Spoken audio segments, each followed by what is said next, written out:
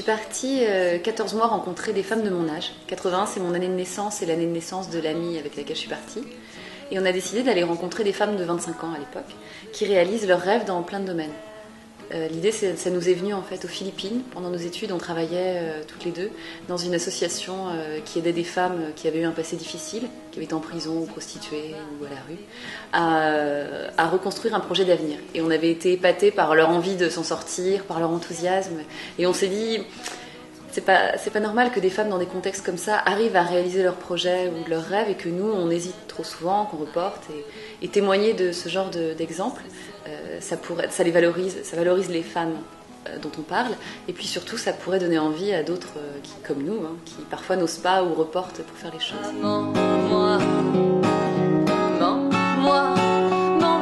C'est étrange parce qu'on a l'impression d'avoir beaucoup de distance.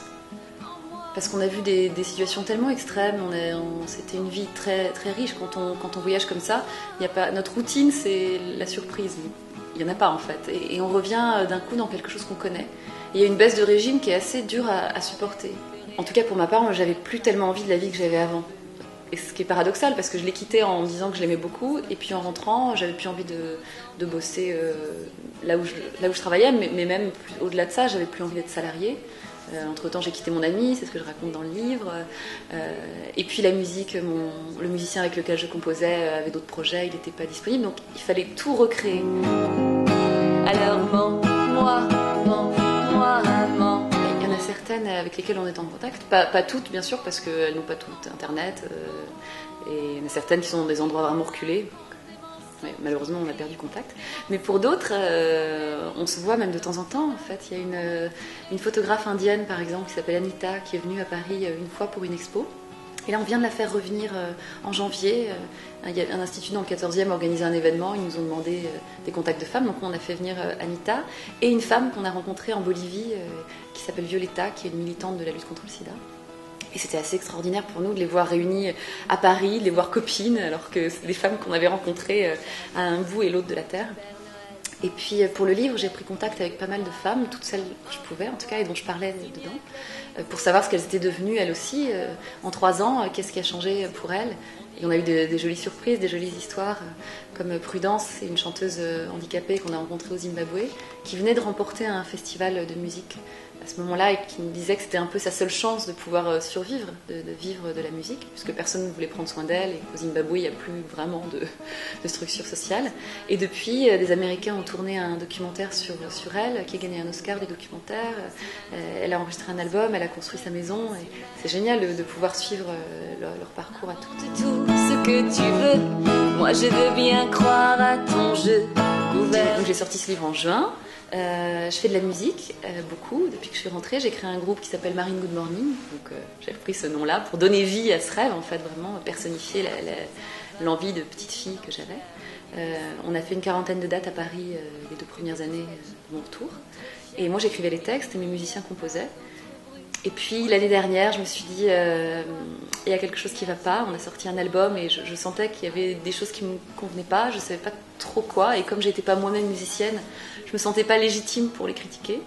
Donc je suis partie au Canada et j'ai réalisé qu'il fallait que je compose moi-même mes morceaux, que j'ai ce rapport direct et frontal avec les gens, que je n'ai pas besoin du prisme de compositeur pour exprimer ce que je veux.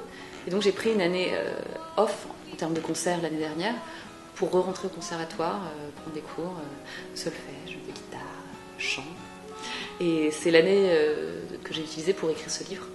Et je travaille sur un autre projet qui n'a un peu rien à voir. C'est une installation, c'est un projet d'expo qui va s'appeler Forever 24 heures, comme une chanson que j'ai écrite. Et ça parle de l'histoire d'amour dans ce qu'elle a d'instantané. En fait, je vais photographier 24 hommes qui ont composé les 24 heures de mon histoire d'amour. Dans tout ce qu'elle a de réalisé, de fantasmé. Il n'y a pas que des choses qui ont été concrétisées. Dedans, il y a mon père, il y a l'acteur dont j'étais amoureuse quand j'avais 6 ans, le mec au collège qui ne voulait pas que je payais pour m'asseoir à côté de lui. Enfin, voilà. Et c'est des photos qui sont prises chacune à une heure différente, donc 24 heures. Et en dessous de cette photo, il y aura simplement écrit donc l'heure, et puis ce que j'appelle un instantané, c'est quelques lignes écrites au présent qui racontent un moment. C'est aussi une démarche que je demande aux hommes que je photographie, puisqu'il faut qu'ils acceptent d'être part de 24 portraits, ce qui est beaucoup. On a toujours l'impression qu'on est seul quand on vit une histoire. Et je leur demande en fait de regarder l'objectif en face et d'être décentré sur la photo, comme pour accepter le fait qu'on n'est pas seul et pourtant on est unique dans l'instant. Moi je fais la même démarche, donc quand je les photographie, je les interroge à la voix, je les enregistre, me raconter une autre heure avec une autre femme. Pour que moi aussi j'accepte de me décentrer de leur monde et que je me dise ça n'enlève rien à la valeur de ce qu'on a vécu ou pas vécu, parce que parfois c'est unilatéral, le fait de ne pas être seul.